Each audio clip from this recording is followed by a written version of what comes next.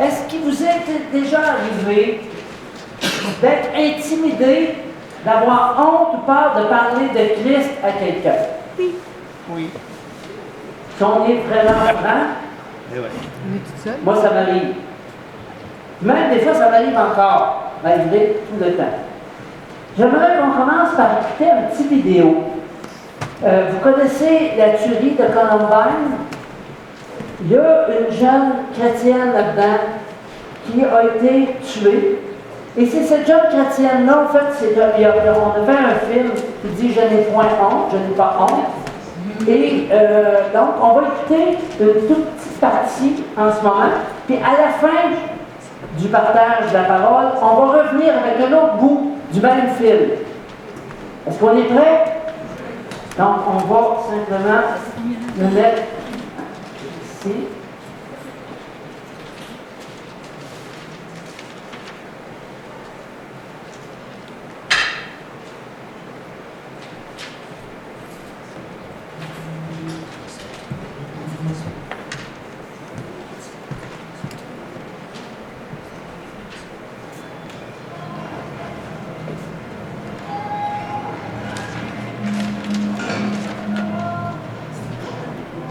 Si elle ne consomme rien, elle ne peut pas rester. Je ne veux pas de fou ici.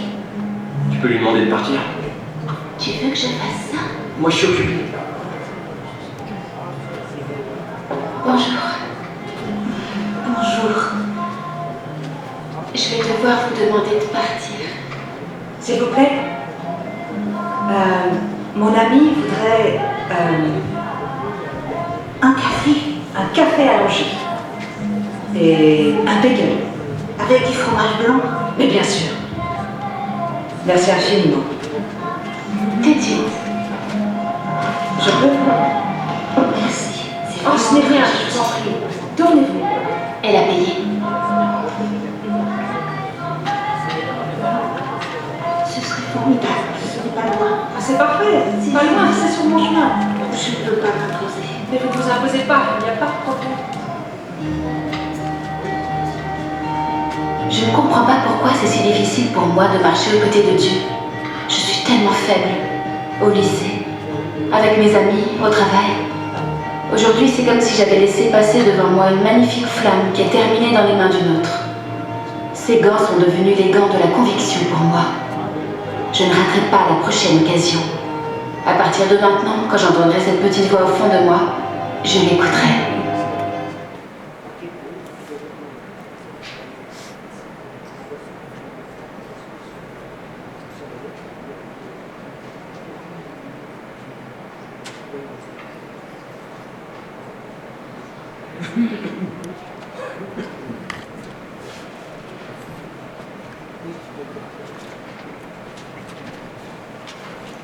Dans Matthieu 9, 36, elle dit « Voyant la foule,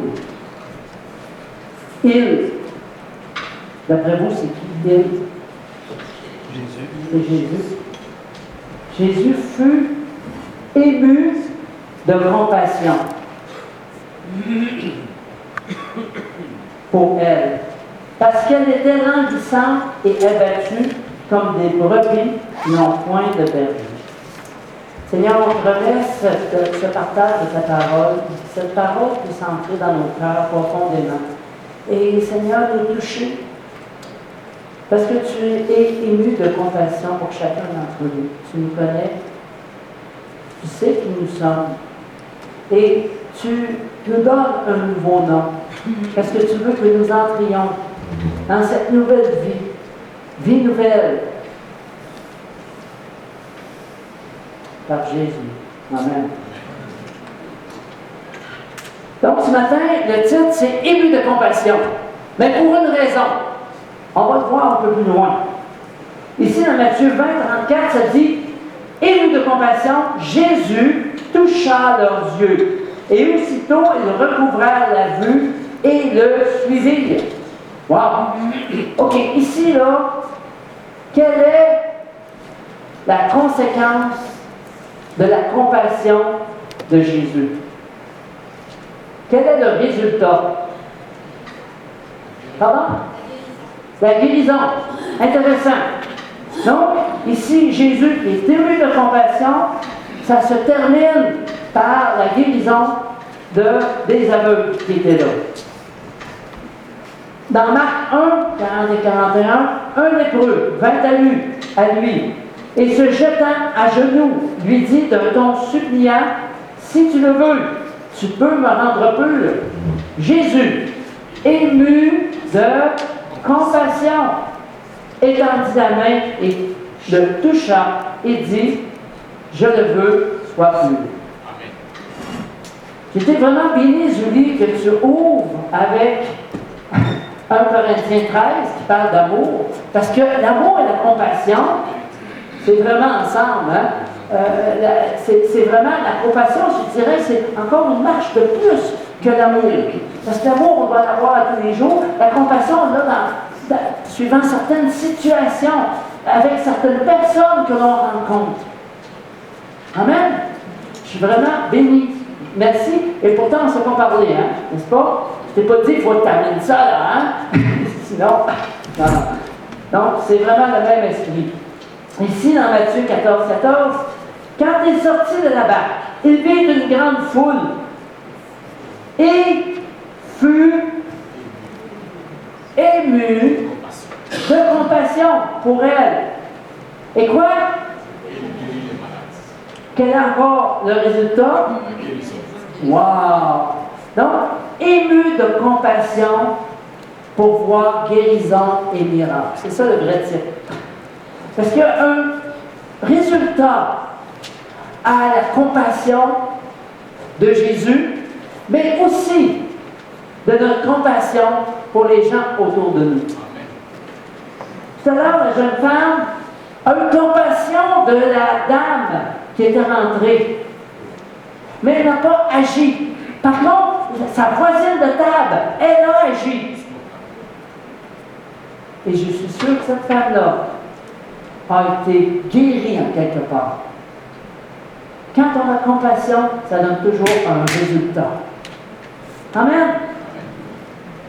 Matthieu 15, 32. Jésus ayant appelé ses disciples, dit, « Je suis, ensemble, ému de compassion pour cette foule, car voilà 3 jours qu'ils sont près de moi et n'ont rien à manger. Je ne veux pas les renvoyer à jeun, de peur que les forces ne leur manquent en chemin. » Quel a été le résultat de cette compassion? Qu'est-ce qui s'est passé? Tout le monde a mangé, mais qu'est-ce qui s'est passé avant que tout le monde mange? Miracle. Oui, tout à fait. Alors, c'est là qu'il y a eu la multiplication des pains et des poissons. Il y en avait juste quelques-uns, un petit gars abandonné. Et pourtant, tout le monde en a eu. Puis il est revenu avec encore des corbeilles pleines. Wow! Donc, notre compassion, de la même façon que la compassion de Jésus, donne un résultat de miracle, de guérison, de choses surnaturelles. On vit dans un monde naturel, mais il y a un monde surnaturel. Et quand on fait la même chose que le Père a fait et que Jésus a fait sur la terre, nous amenons le ciel sur la terre. Amen. Wow. Le Seigneur fut saisi de compassion. Ici, ce n'est pas ému, il fut saisi de compassion pour elle. Et lui dit, ne pleure pas. Alors, c'était la veuve de Naïm qui avait perdu son fils unique. Qu'est-ce qui s'est passé suite à cette compassion-là de Jésus? Son fils n'a pas été guéri, il a été ressuscité. Il était mort. Et il est ressuscité. Wow! Vous savez que le Seigneur nous a dit qu'on ferait des choses comme lui a fait, et même de plus grandes. Alors moi, je crois que si j'ai compassion de quelqu'un qui est mort, il est bien possible que Dieu le ressuscite. Amen. Jusque-là, hein? Et tout ce qu'il y a en bas. Alors, c'est vraiment bénissant de voir tout ça. Alors, ému de compassion en grec, c'est être remué dans nos entrailles, dans nos intestins. Tu sais, quand tu es remué dans tes entrailles, là, c'est assez profond. Hein? Souffrir avec. Vous savez, les gens aujourd'hui se promènent dans notre société, particulièrement ici au Québec, de façon tellement individualiste. Je suis très content que M. Bilodeau se soit présenté à nous ce matin. On ne se connaissait pas. Et je suis content de voir qu'il se fait des choses à travers Développement Québec et à travers plein d'autres organismes. Ça, c'est vraiment bon, parce que c'est à travers notre compassion que les choses vont changer, qu'on va emmener le ciel sur la terre, comme je disais tout à l'heure. Donc, quelle est la conséquence ou le résultat de la compassion de Jésus? Guérison, miracle, résurrection, multiplication. J'aime la multiplication de Dieu. Pardon? Surtout, oui. La multiplication de Dieu, c'est très, très intéressant.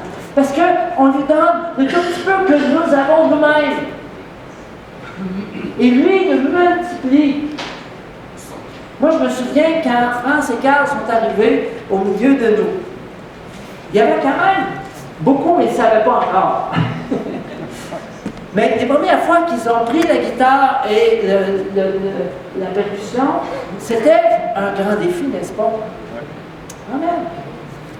La première fois que Julie s'est présentée pour nous accompagner à la louange, c'est la même chose. La première fois, moi, que j'ai pris un djembé, en fait, c'était un 31, je n'avais jamais joué de percussion de ma vie, et puis, j'ai jamais suivi de cours. La même chose avec Rita quand elle s'est trouvée en avant. Donc, Dieu prend le petit peu que nous avons et le multiplie. Alors, qu'est-ce qu'on peut tirer comme leçon ce matin? Ça va être un peu court parce que je veux qu'on prenne la Sainte Seine et je veux vraiment que chacun d'entre vous, vous receviez la bénédiction de vos pasteurs qui vous quittent pour quelque temps.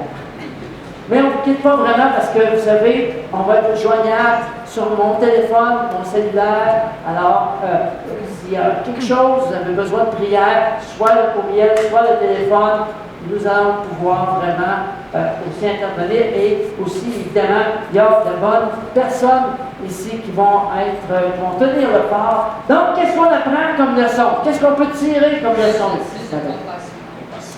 Amen. Amen. Il faut aiguiser notre compassion. Comment est-ce qu'on fait ça? D'avoir l'amour les uns pour les autres. Pardon? D'avoir l'amour les uns pour les autres. Oui. Donc, aider notre prochain. Mais, oui. Je dirais que je lis la façon à la manifestation des fruits de l'esprit. Oui, tout à fait. Donc, porter les fruits de l'esprit. Pour ça, qu'est-ce qu'il faut faire? Oui. Oui.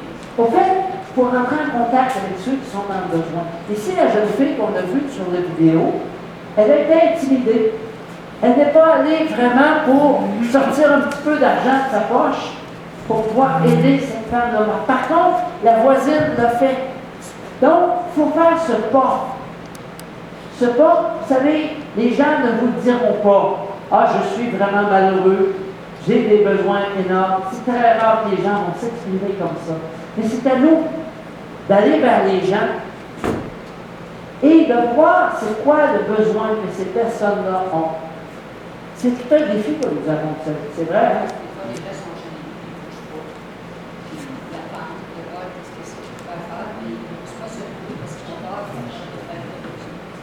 Tout à fait. Il y a une raison pourquoi on ne bouge pas. Mais je pense qu'il faut vraiment dépasser cette timidité ou intimidation. Parce que Dieu vous a chacun de vous choisi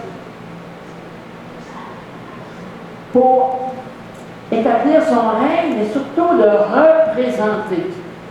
Vous avez vu comment Jésus est intervenu avec sa compassion. On le représente. Alors si on le représente, on ne fait pas mieux. Vous savez, quand on voit quelqu'un Le Saint-Esprit, souvent, va venir nous dire, cette personne-là qui est assise là, à tel endroit-là, elle a vraiment de grands besoins. Alors là, on sent cette réalité-là, cette inspiration-là qui descend dans notre cœur. Là, on a le choix. Ou bien, on tourne le pouce comme ça. Mais des fois, il faut faire attention parce que les ordinateurs C'est vrai. font semblant d'être malades, mais n'importe quoi pour attirer l'attention des gens. Mais ça, là, c'est entre Dieu et eux. Nous, notre tâche, c'est d'aller vers les gens, de se lever, de bouger et d'avoir cette compassion-là. La compassion, en fait, elle se développe. Comment est-ce qu'elle se développe en nous, la compassion? Comment est-ce qu'on peut développer la compassion? D'obéissant à la parole de Dieu. Oui, c'est en fait, mais encore là, la parole de Dieu. Qu'est-ce qu'on fait avec?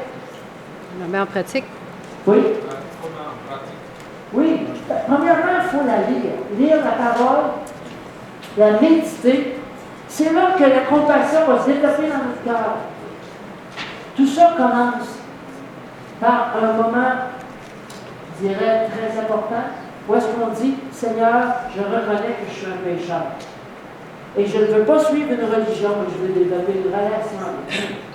Alors maintenant, je m'engage à lire ta parole. Ça commence par un moment de repentance. Et la lecture et la méditation de la parole. Et c'est là que le Seigneur va déposer de la compassion dans notre cœur. Ce n'est pas notre compassion, mais c'est la compassion de Jésus qui vient en nous. Ce n'est pas du tout la même chose. Mais si tu lis ta parole par toi-même, Oui. c'est pas bon. Mais si tu la lis en demandant au Saint-Esprit de te guider, de t'éclairer, Tout à fait. Tout à fait. Donc, chaque fois qu'on médite la parole, c'est bon de demander au Seigneur, Seigneur, viens par ton esprit me diriger et m'éclairer, me pointer les diamants qui sont là dans ta parole. Amen. Donc, il y a beaucoup quand même de leçons à tirer. Lire la parole, la méditer, demander au Saint-Esprit de nous diriger et être sensible à ce qui se passe et passer à l'action. Voyez-vous, là, on a fait le tour, je pense. Bien sûr. Amen. La prière est très importante, bien sûr. Que Jésus guérisse les malades, ressuscite les morts, multiplie la nourriture ou délivre des démons, c'était toujours par amour, par compassion pour lui. Et on est appelé à faire la même chose. Et dans la parole, dans 1 Corinthiens 13, 2, ça nous dit, si j'ai même toute la foi jusqu'à transporter les montagnes,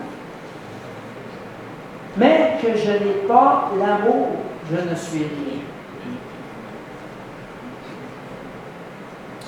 Donc, la compassion devrait nous mettre en action. Des fois, on a une compassion qui reste assise. Mais celle-là, ce n'est pas la vraie compassion. La compassion nous met en action. Et là, on va voir guérison, multiplication. On va voir de plus en plus de pain et de poisson. Une action qui génère un miracle. Donc, la compassion, c'est le chemin qui mène au cœur des gens. C'est comme un radar qui nous éveille aux autres. Le Saint-Esprit va nous montrer exactement ce que la personne vit même parfois. Puis même si on ne sait pas, mais que le Seigneur nous dit, lève-toi puis va vers la personne. Obéissons. Obéissons. Donc, on est des ambassadeurs du royaume. Et pour ça, il faut vraiment être attentif aux autres autour de nous. Amen. Ici, il y a une parole de Randy Clark dans un livre le titre du livre m'échappe, mais ça dit « Au cours des 15 années passées, le Saint-Esprit a puissamment touché des milliers de gens avec un profond sens de l'amour du Père et a reconduit les orphelins à leur place de filles et de fils du roi. Résultat de l'intimité avec Dieu. Vous savez, à Toronto, là, il y a eu un réveil assez extraordinaire. C'est pas si loin que ça, Toronto. Et puis moi, je m'attends vraiment à un réveil ici au Québec.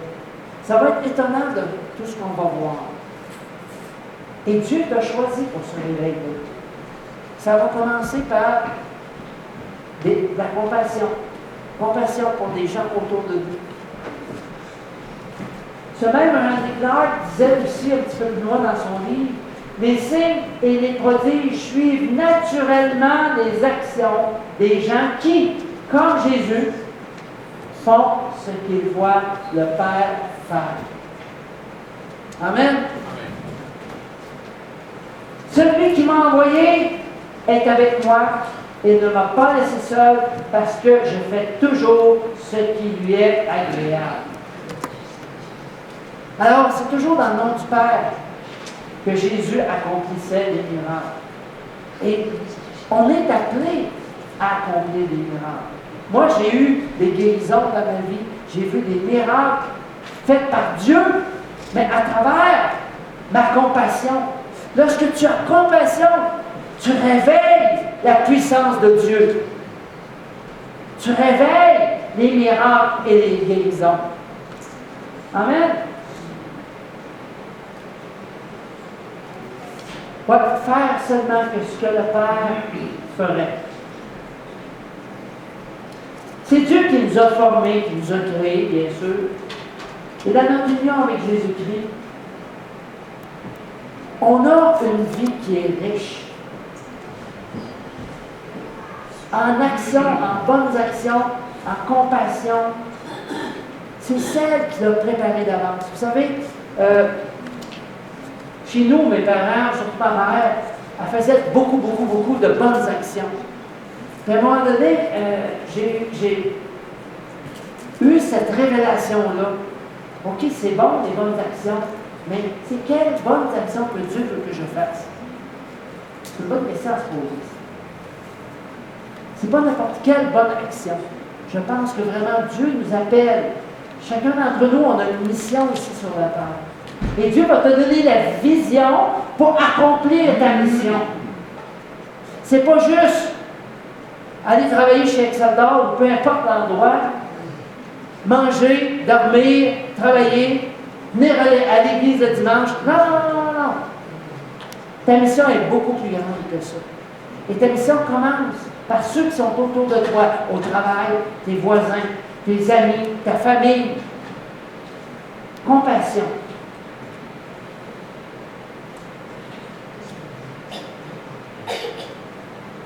Vous savez, on vit dans une société qui spirituellement, on a mis les choses de côté spirituellement, on va savoir que ça va arriver bientôt. Oui, tu peux dormir ici.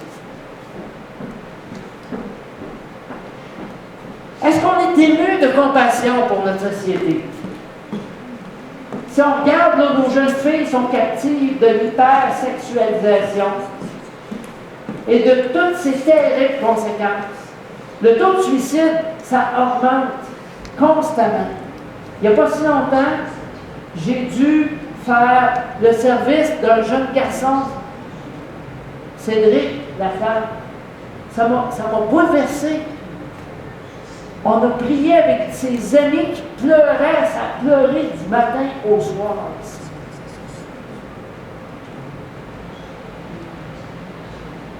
Ça fait un petit peu de temps qu'on ne l'a pas vu encore, hein, Jocelyn?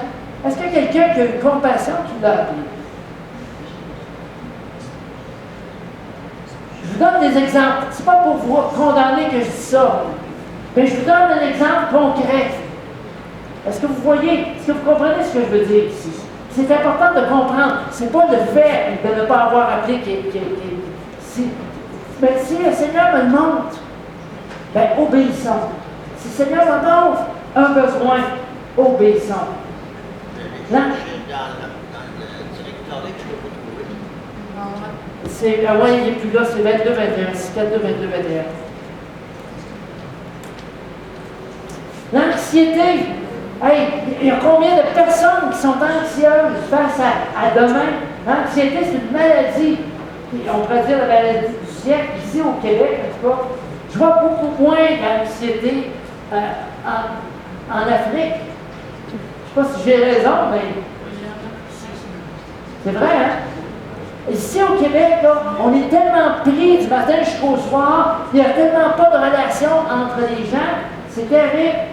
Nos personnes âgées meurent dans la solitude. Est-ce qu'on voit ça en Afrique? Non. C'est une réalité des pays qui sont développés.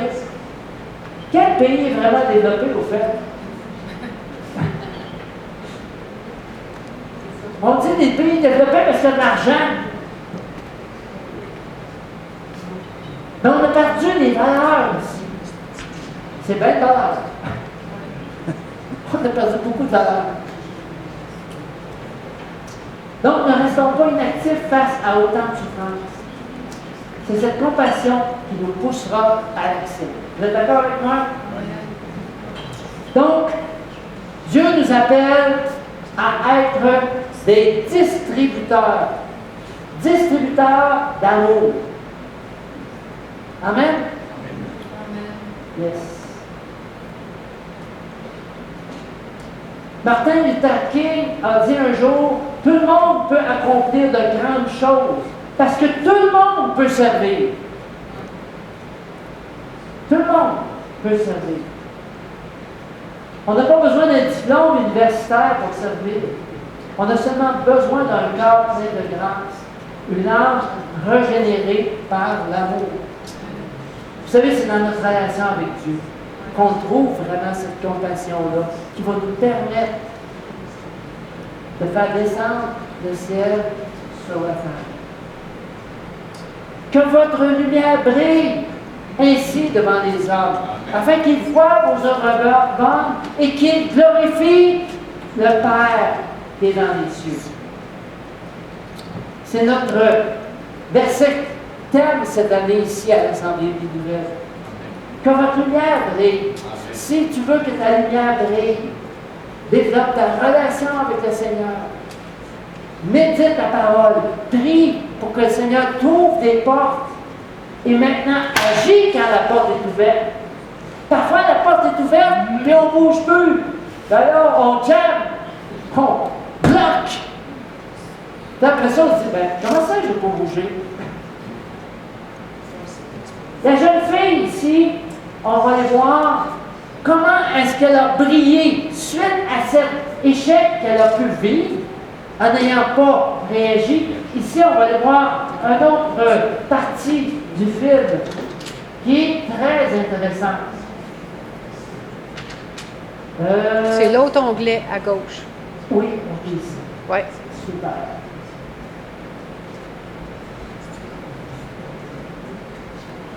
Vous êtes prêts à écouter?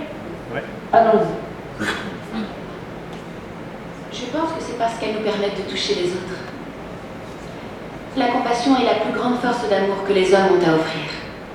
J'ai une théorie selon laquelle une personne qui ferait tout pour faire preuve de compassion pourrait lancer une réaction en chaîne. Comment savez-vous que la confiance, la beauté et la compassion ne feront pas de ce monde un endroit meilleur? Demain n'est pas une promesse, mais une chance de peut-être déclencher une réaction en chaîne.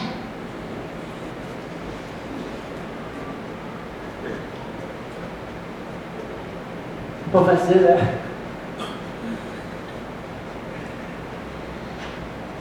Et derrière tout ça se trouve ma foi. Je suis chrétienne. Bon, je n'essaie pas d'être originale ou de convertir qui que ce soit ou un truc du genre. Je voulais seulement être honnête avec vous et vous montrer qui j'étais. Jésus a donné sa vie pour moi et je donnerai la mienne pour lui.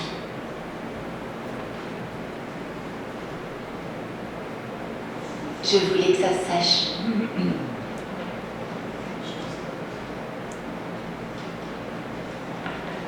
Merci Rachel. Très bien. Ensuite, nous avons Eric et Dylan. Regardons leurs vidéos sur leur façon de changer le monde.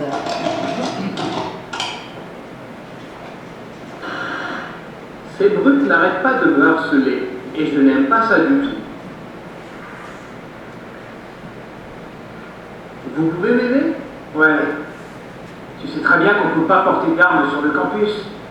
Mais si tu peux les faire sortir, on s'en occupera. Pour 2000 $, on t'en débarrasse. Une fois pour toutes.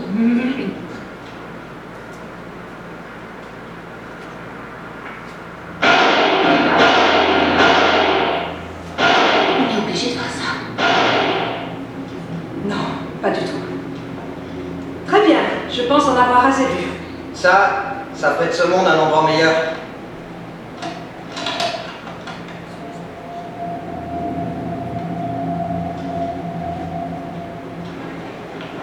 Hey, c'est Rachel, c'est ça? Oui, ça ne fait qu'un semestre qu'on a cours ensemble. Je sais. Moi, elle est près de moi. Hey, je savais pas que t'étais chrétienne. Maintenant, tu le sais. Maintenant, tout le monde le sait. J'en ai trop fait. Non, c'était bien. Ça fait un bail que je suis chrétien. Je suis dans leur fédération d'athlètes. J'en savais rien. Ça m'a pris un peu de temps pour trouver ma place ici. Être nouveau, tout ça, mais maintenant ça roule. J'ai passé toute ma vie ici et j'y travaille encore.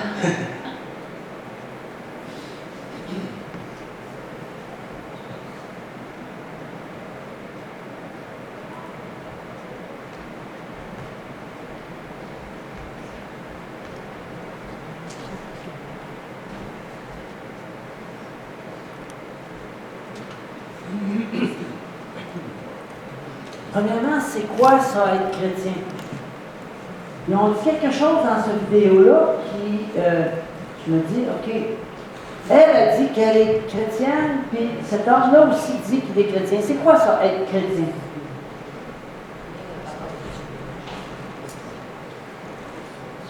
Oui, les chrétiens vont lire la Bible, oui, mais c'est quoi être chrétien? Qu'est-ce qu'ils entendent, eux, par être chrétien, là?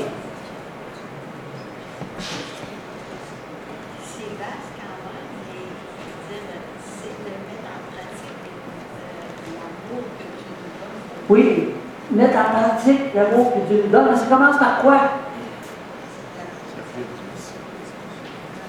Reconnaître qu'on est fait. Comment? Ça commence par quoi? Tout ça est vrai, mais ça commence par autre chose, à un moment donné, dans notre vie. Oui, Léonie. Oui. Ça commence par donner sa vie à Jésus. Ça veut dire quoi, ça, donner sa vie à Jésus? Exactement. Premièrement, reconnaître que nous sommes pécheurs. Ça, c'est le point premier. Je reconnais que je suis pécheur. Ça veut dire quoi, ça, pécheur? Ça veut dire que j'ai marché premier dans ma vie, toute ma vie passée. Là, je veux que ce soit Jésus qui soit premier. Donc, je lui demande pardon. J'ai fait dans ma tête, j'ai jamais demandé son avis à Dieu. C'est vrai, hein? Puis à un moment donné, on demande pardon à Dieu. On lui dit, Seigneur, je te demande pardon d'avoir mené ma vie par moi-même. Je reconnais que je suis pécheur, parce que le pécheur fait des choses qui ne sont pas de Dieu. C'est pas nécessaire de faire des meurtres là, pour être pécheur. Jésus nous dit qu'il y a juste la convoitise. Qui n'a jamais convoité? Alors, et après, on lui demande de venir habiter dans notre vie. Et là, le Saint-Esprit vient habiter en nous.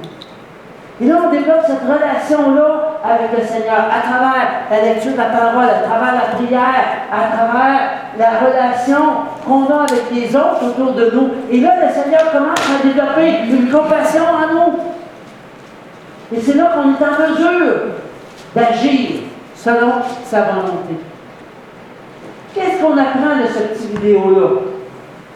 Qu'est-ce que vous retenez de cette petite vidéo-là? C'est pas facile, hein?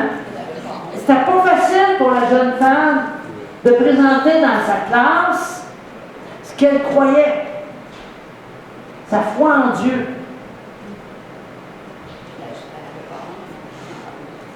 Le titre du film, c'est Je n'ai pas honte. C'est ça. Et elle parlait de compassion, justement, dans sa présentation. On n'a pas vu tout le film, mais il y avait une raison pourquoi il y avait une main. Je ne pourrais pas vous le dire parce que je ne l'ai pas encore écouté. Là. Il n'est pas encore sorti ici. Il est sorti en Europe, ce film-là, mais il n'est pas encore sorti ici. Est-ce qu'on apprend d'autres choses dans ce film-là, dans cette petite vidéo-là, dans cette petite portion de vidéo-là?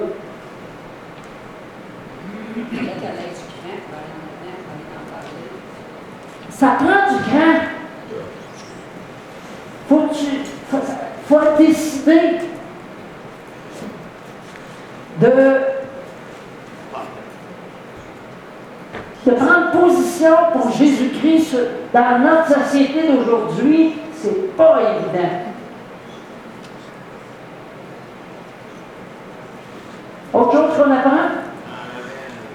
Une Bible écrite en anglais. Oui. Amen. Elle avait sa Bible avec elle. Fait que là-dessus, on va prendre la Sainte Seine. Amen. Pasteur Victor? Bien.